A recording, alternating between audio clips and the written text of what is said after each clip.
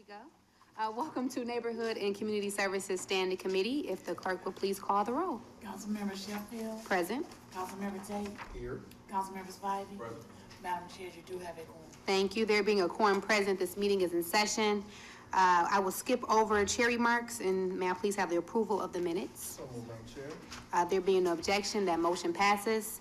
We have a 1 p.m. discussion on the coordination of homelessness services here in the city of Detroit. If the representatives from each agency can please come to the table. I think we have a rep from HAN, Operation Get Down, Detroit Rescue Ministries, CAS Community Social Services, and Neighborhood Service Organization.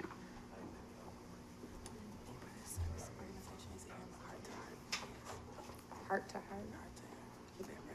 NSO is not here? Correct, NSO is not here. Heart to heart is.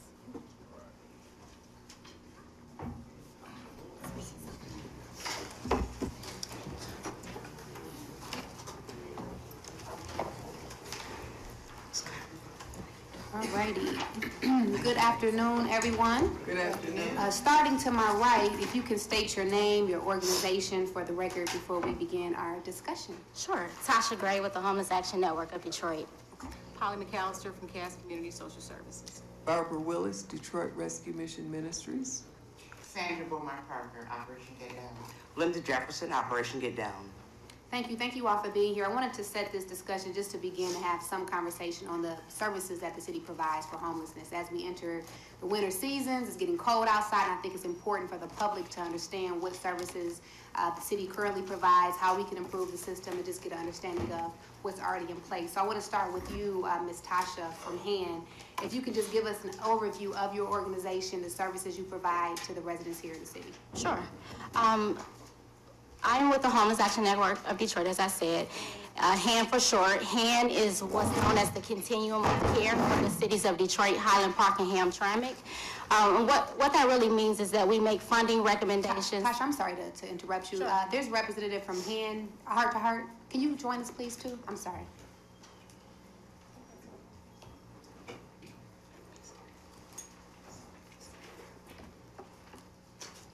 Go ahead. Yes, sure.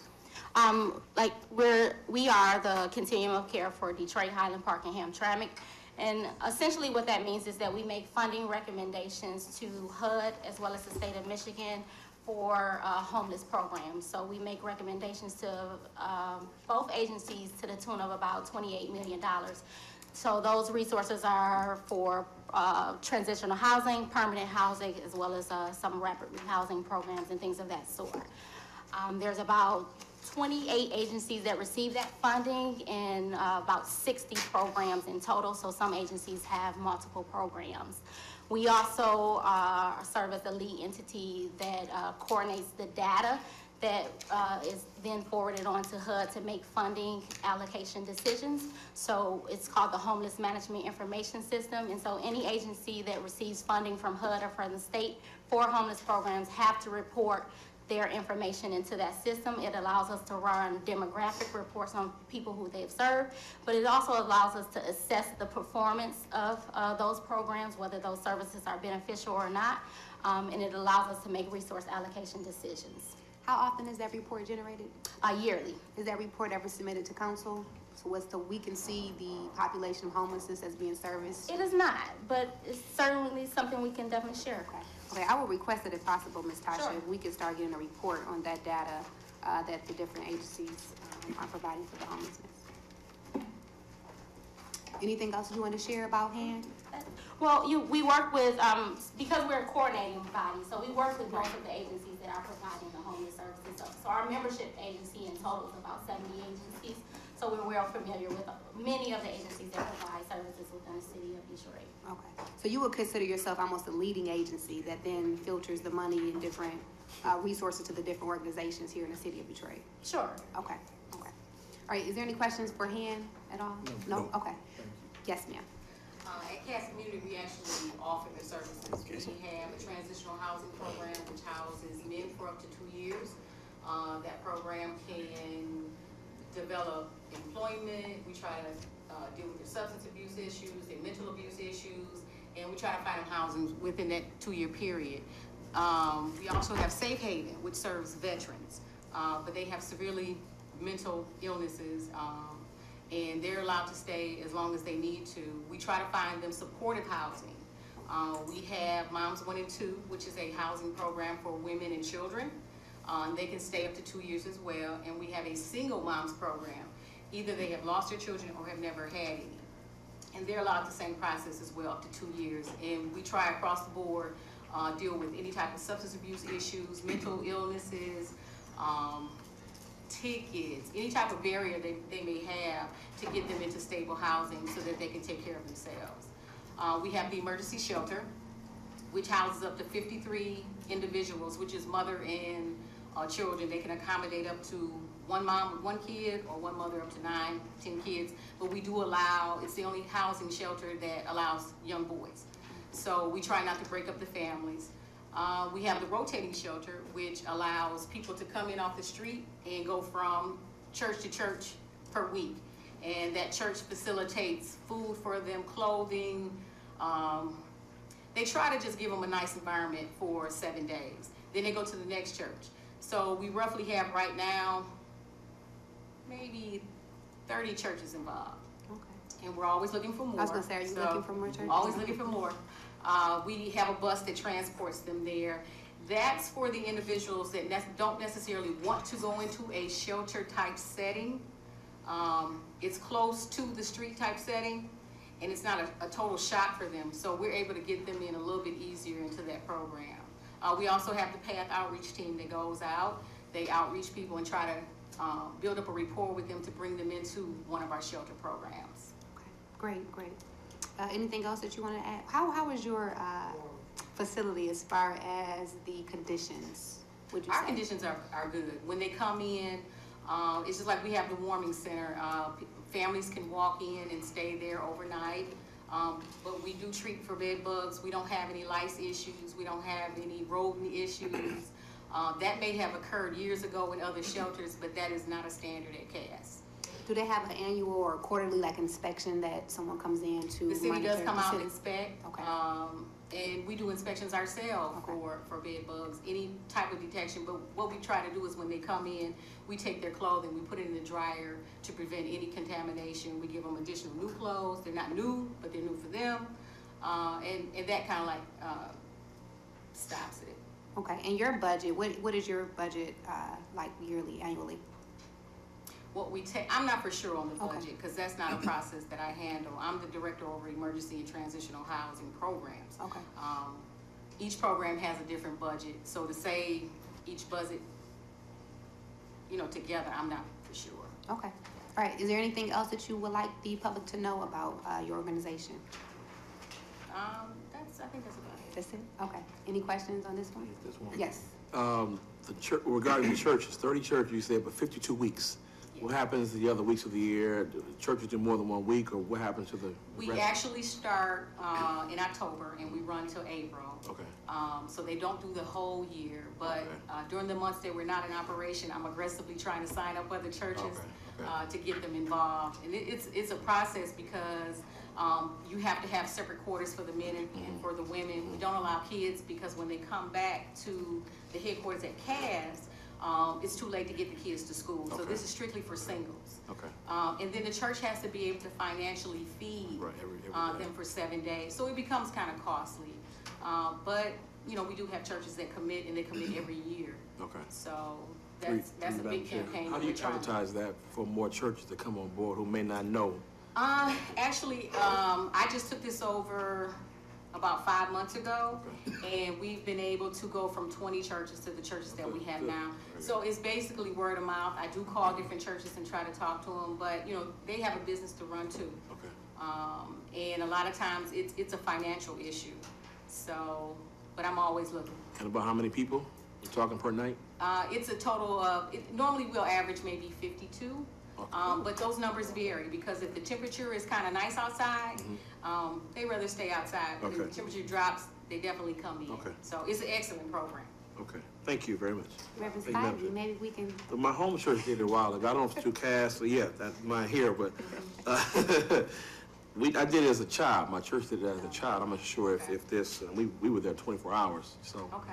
we'll consider this. We have the space Okay. and the heart.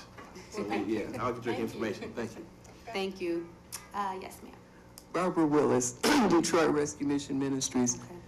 Detroit Rescue Mission Ministries has been around, this will be the 106th year, 2015. So we've been around for a long time. We work with many agencies. We house about 1,800 per night. We have 8 different facilities, 4 in Highland Park, 4 in Detroit. We have a ranch in Howell, Michigan. A person can literally walk in off of the street, homeless, at one of our shelters, go through the shelter, go through transitional housing. If they have a disability, they can go to our permanent housing. So we serve probably cradle to grave because we also have a teen moms program. We serve veterans in Highland Park, and we serve 60 in Highland Park, maybe 24 in Detroit. We have all of the case management services that were discussed with your group. So we literally touch the lives of just about every age group in terms of shelter and homelessness.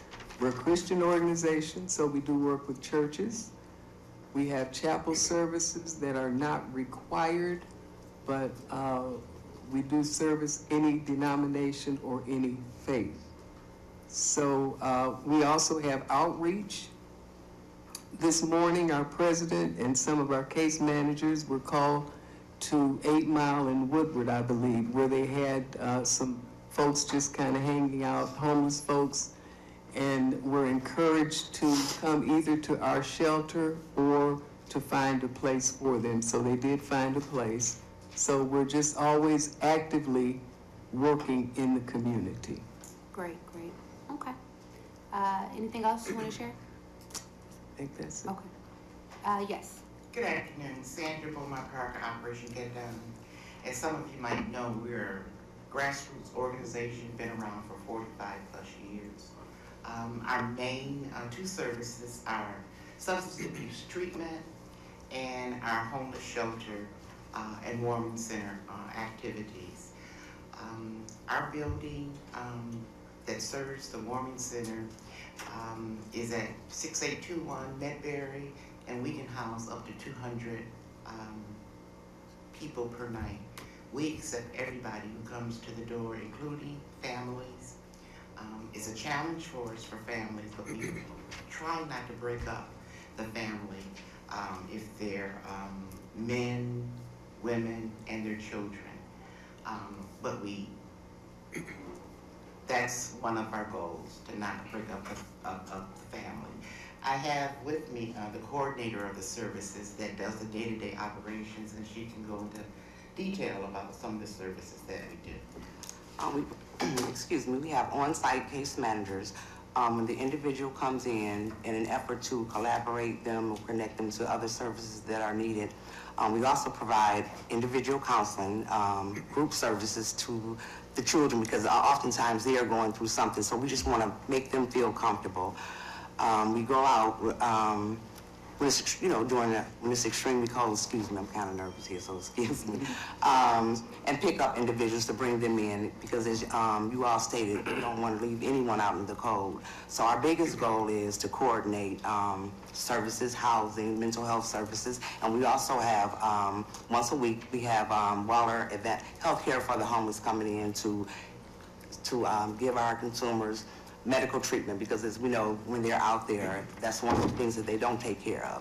As a result of that, Advantage Healthcare gives us priority the following day. We transport them there, provide them with bus tickets to get there to make sure, and then we'll do the follow-up. Pickups. And our pickup is at the NSO. We pick up usually around 7 o'clock in the evening, bring them back, and then we drop them off at the NSO in the morning. Okay. All right, and Heart to Heart, Detroit, lastly. Hi, my name is Larry Olenek, and I'm the founder and president of Heart to Heart Detroit. I started this organization about 2.5 years ago, And presently, what our organization does is 3 days a week for the last 2.5 years, 3 days a week, Monday, Wednesdays, and Fridays. We're a mobile unit that starts at Hart Plaza, and we've been out there, like I say, for the 2.5 years, and we're basically providing people not only food, clothing, toiletries. We've had some connections with Southwest Solutions to get some of these people into housing. We're working with the dental clinic, the St. Vincent's de Paul Dental Clinic, to get some of the patients there. We're getting involved with a rehab center, QBC, I believe it is, and we've been able to take some of the people there. But I think more than anything else, what we do is 3 days a week, anybody on the street can communicate with us and share stuff that they're thinking about, and we're open-minded, and we're just trying to build relationships with these people. And we've been fortunate enough to get some people, like I say, into housing. Some we've got into detox centers. We've now made a connection with the Doorway to Recovery. I believe they have 17 or 18 houses for recovering addicts, and we're going to start to see how we can get people to go from us being able to get them into the detox to take the next step into recovery, a safe recovery housing. But the thing that I think I want everybody to know is that everybody out there matters to us. The idea of restoring dignity to these people and giving them the opportunity to not be judged. And wherever I speak, I just tell people that we walk to them. Some people walk away from them, and we walk to all these people that we see on the streets, and we're driving the whole city, starting at Hart Plaza, all the parks, underpasses, service drives. We do see periodically the PATH program from Cass, Eric, a tall gentleman that we see. And I think that all of us can work together to make things happen. And we want to be part of letting some people know that we've made real connections, and we have people that were tradesmen that were employed and they lost their jobs, and some feel worthless, and we just don't want them to have that opinion of themselves. We're just trying to keep them in the loop and just let them know that they matter. The main reason we wanted to be here today is because we have such close relationships with these people that we not only know what they've done in the past, we know what their dreams are for the future. And when you had mentioned in an article the idea of possibly employing some of the homeless to clean up the city, we just felt this could be such an incredible win-win. We know what trades they're capable of, we know who's motivated, we know who's addicted, we know who's capable of detoxing and possibly being a part of the action, because some of our people have detoxed and ended right back on the streets because they simply did not have employment. One gentleman said to me, he said, boredom is my worst enemy. I can get clean, but if I don't have somewhere to go and something to do. So I think this could really be an incredible win-win. Thank you. And I'm still working with you and the administration on trying to find a program that would assist in doing that. Ms. Tasha, how would you say we are successful as a city as it relates to transitioning homeless from housing to work? We could use some improvement in that area. That is definitely one of the areas in which we struggle with. We don't have a lot of programs.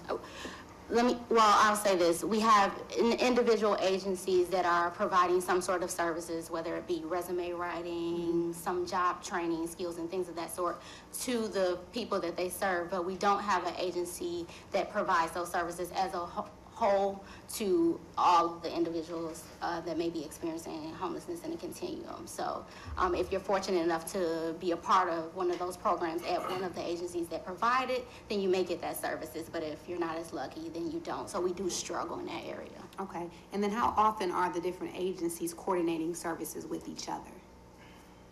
Well, or is that something that HAND does? Yes, well, that is something that we take the lead on. Okay. And as recently as 2009, HUD, or not HUD actually, Congress passed a legislation called the HEART Act that required a coordinated system. And so here in Detroit, we've been operating a coordinated system a little over a year now. It took some while for the planning, getting the funding and the resources together. So it's definitely something that we have been doing more frequently now. But there was a historical time where we operated in silos and we weren't really coordinating resources. So we've just moved to the practice of being able to really coordinate resources across the continuum. Okay, okay. And this is for anyone down there. Is there any challenges that you see facing your organization that maybe we as a city can improve or help you all with in your organizations that you want to address? Any challenges that you all see facing your organization? At CAS, we've always had issues with trying to find employment and outside agencies wanting to work with us. So Reverend Fowler started an industrial plant across the street from our headquarters, and they take old tires and make sandals, and we employ our consumers. The biggest thing is space, equipment, but I mean, we constantly try to work on that. And we just recently linked with Goodwill to train some of our women as far as employment. The biggest barrier is getting them the finances to pay for GED exams now. So we may find them training, but they still need those GEDs to get those positions. So we try to create within our own community employment opportunities, because it is hard to have outside companies accept the barriers that they have. So what we're trying to do for this summer is try to get maybe outside companies to hire them to do lawn service, or like you were suggesting, you know, clean up areas. I know Goodwill has a really good pilot program that they use, Clean Downtown. Mm-hmm. So I think something that could mirror that would probably be really good. And it'll give them some type of physical work. They may not be functional in a Ford or a GM, but something not too structured, I think that they would be very good at.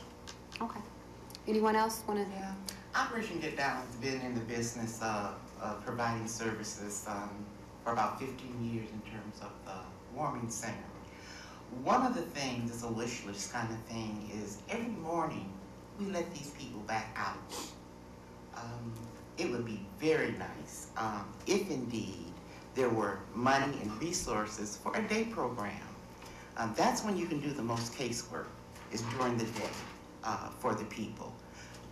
Feeding them, providing them shelter and opportunities to clean up is great. But then each of us let the majority of them out each morning. Mm-hmm. So the wish list would be to have a day program where we could work individually. That's a good point. That was one of the concerns of some of the residents down at Tent City, is that, you know, the time they get there and they get situated, they're kicked out. Absolutely. And they just rather stay outside in the tent. Yes. So that's a good point. Yes, Tasha. Just to answer your question, in the cities where I've seen that have performed very well in addressing homelessness, ending homelessness, there have been a couple of things that they've all had in common. One has been political will. So they've had the mayor, they've had the city council all involved in the efforts to end homelessness, and really up in the face, in the front, you know, towards that. I've also seen it, the other quality is that they've been on a common agenda. And so instead of working against each other, we're all working towards a common plan. And so that's where I've seen in cities like Houston, for example, cities like Denver, where they're having great success in ending homelessness. Those two have been the characteristics. I would say also from an administrative side, and I've said all of these things to the your planning and development department, and now housing and revitalization department as well, both Chidi and Arthur Jemison. But housing stock in the city of Detroit has been a challenge for voucher programs And so we're looking at some ways to be able to address that because we're having a hard time of placing people in housing because they won't pass the inspections. So that's been an issue. And then I would say again, from an administrative standpoint, I know I hear all the time from the nonprofits is that the city's reimbursement process has tended to been slow. And for nonprofits that don't always have the money in their coffers, it is an issue. Yes. Can you please turn your cell phones off, please? It's actually in someone's coat pocket. All right. What's in mine? Was someone gonna, yes? And then questions, and we can wrap up the. Okay, I just wanted to mention at the rescue mission, you know, we've been doing so many things, wonderful things like some of the other programs are doing. Because of the problem with jobs, our president, maybe about 5 years ago, established a restaurant in Highland Park. And we have a training program for many of the homeless people that come through our program. They haven't worked in years, they don't have resumes, they're blocked. They may have come from prison, so there are blocks in their resume. So we have a 12-week culinary arts program that they can go through and then work and train in our restaurant. So that's something that we've tried to fill that gap with. So again, finances would certainly help in the reimbursement process. Okay, thank you. Is there any questions at all from colleagues? No, okay. Just thank you for all you do. If we didn't have your organizations, we might have people who are worse off than what they are. So thank you all very much.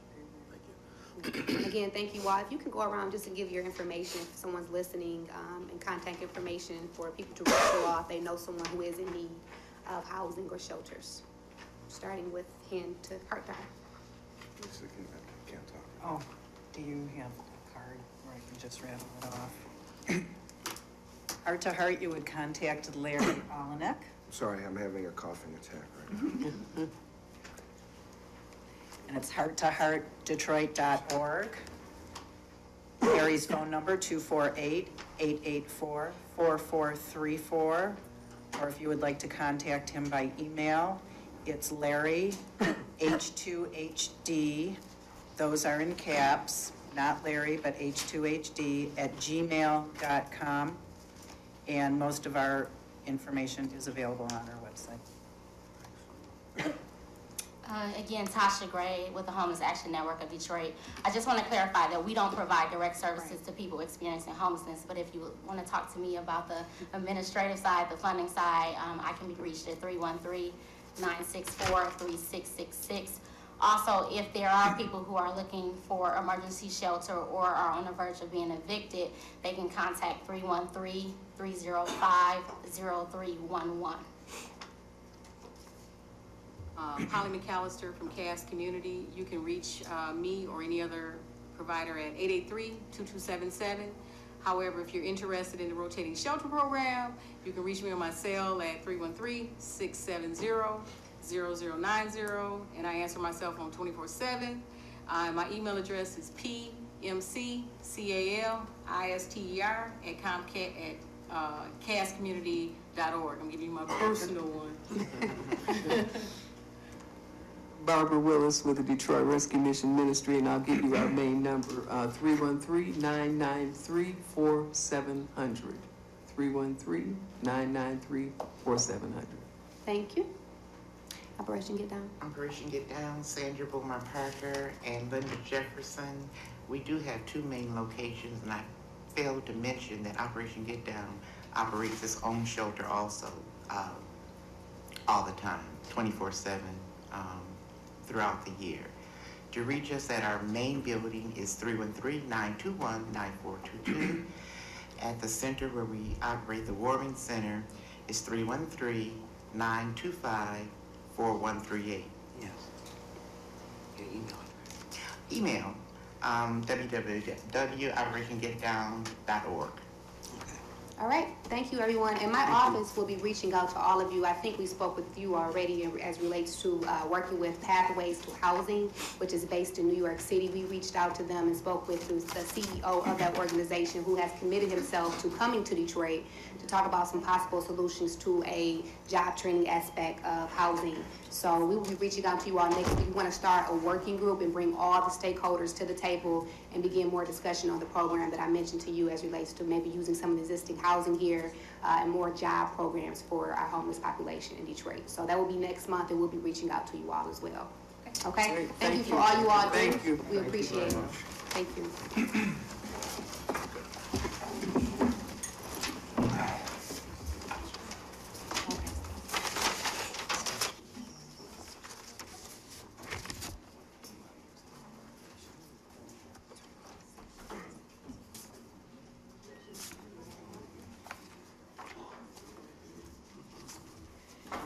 All right, under unfinished business, line item number 1 is from the Building Safety Engineering Environmental Department. This is a petition number 463, request to hold the 2015 Walk MS Detroit. May I have a motion to discuss? So moved, Madam Chair. Thank you. We just received a report, an approved report for this particular line item. If I may have a motion to approve. So moved, Madam Chair. There being no objections, that motion passes. Line item number 2 is from the Police Department. This is petition 405, request to hold the 2015 Detroit Jazz Festival at Hart Plaza. May I have a motion to discuss? So moved. Thank you. Ms. Sabri, can you give us an update? Thank you, through the chair. I spoke with special events today. There are some talks about the M1 rail to see what the footprint will look like in September. So we're gonna ask that, this item be brought back in 2 weeks. We should have an answer by then. All right. May I have a motion to bring line item 2 back in 2 weeks? So moved, Madam Chair. There being no objection, that motion passes. Yes, sir. Oh, just go back to line 1. So, this report does indeed deny this walk from taking place because of the M1 rail construction? Right. From my understanding, that was taken care of, correct? Yes, but through the chair, I'm glad you mentioned that. I also spoke with special events, and that was an incorrect statement. I'm not sure why it was worded that way. It wasn't the M1 rail construction for that event. It was because there were 2 events scheduled or potentially scheduled on the same day, and DPD didn't know if they had the resources to cover both. Okay. Okay. Great. So they didn't have to alter a route or anything. Everything is the same. Right, correct. Great. Thank you. No, that's approved. So line item 2, the motion passes. Let's take line item 3, 4, and 5 together. Line item, yes. Did I say that? Right. Yeah, we did that. That's fine.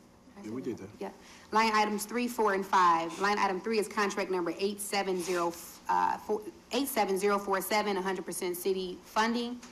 This is to provide a food and friendship worker at Williams Rec Center. Line items number 4 is contract number 8704 to provide also another friendship worker at Farwell Recreation Center. And line item number 5 is 100% city funding to provide a food and friendship worker at Butzo Family Rec Center. May I have a motion to discuss? So moved. Thank you. Were there any questions at all? Councilmember Spivey, I did submit some questions as it relates to the actual program. Ms. Mentor did respond to the questions that I had, so I have no further questions. No, I'm good, Madam. You're good? Chair, yes, ma'am. All right, there's a motion to move for approval. So moved, Madam Chair. There being no 3.5. objections, that motion passes. We have one walk-on item for new business for next week, the proclamation for Kiwanis Day and also the resolution for council that's being passed out to you. If I may have. Did you do 6? You haven't said. Can I do the walk-on first? No, we should finish. Okay. All right, I'm sorry about that. Before we do the walk-on, line item number 6 is petition 488, request to hold Hotter Than July at Palmer Park on July 25th from 9 a.m. to 8 p.m. May I have a motion to discuss? So moved. Thank you, Ms. Sabri. May you please give us an update? Thank you. Through the chair, we're going to ask that this be brought back in 3 weeks. There are still several departments reviewing this petition. All right, motion to bring line item 6 back in 3 weeks. 3 weeks, so moved. There being no objection, that motion passes. Now back to the walk-on, there is a resolution here and also a proclamation from the mayor's office for a walk-on for new business. If I may have a motion, please, to move that forward for new business. So moved, Madam Chair. Thank you. There being no objection, that motion passes. All right, that is the end of our line items. We will now move to public comment. Is there anyone here to speak for public comment?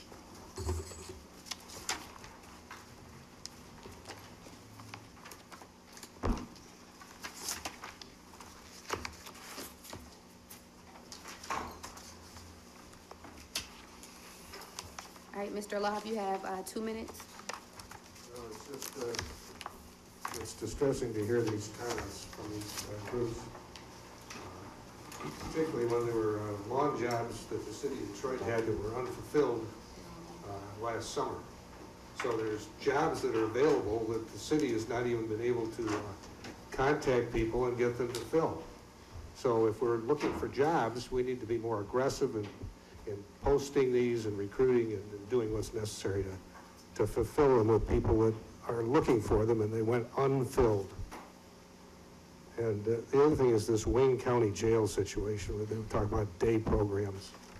They have a lot of homeless people in the jail and they don't have a place to board them up, so they're taking up space. They could be tethered if they had a place to go, and it would cut down the costs of the jail. So that's something I've talked to them in the past about it, but if there's some way of integrating these. And the thing that is really disturbing to me on top of that is to listen to this, where you had the Joe Louis Arena deal with the Illiches, where they chiseled you out of millions of dollars that could have been used for these programs, and you just let it pass. The guy has a record of chiseling people, and they want this new arena out of the sky with $500 million to destroy another neighborhood, and this money could be much better used to help the community. And it's just unconscionable to even let that Joe Louis deal. I know the ladies were the ones that stood up on it to oppose that deal. It's very, very troubling. Thank you. That is the end of public comment. We will now move to member reports. Member Spivey? No, I'm good. Thank you, Madam Chair. Okay. Just one report. My monthly meeting will be held Wednesday, January the 21st from 6 to 8 p.m. at Metropolitan United Methodist Church. Once again, that will be held Wednesday, January the 21st from 6 to 8 p.m. at Metropolitan United Methodist Church on Woodward Avenue. Please contact my office for more information. There being no further business to come before the body, Move for adjournment. this meeting is adjourned. Thank you.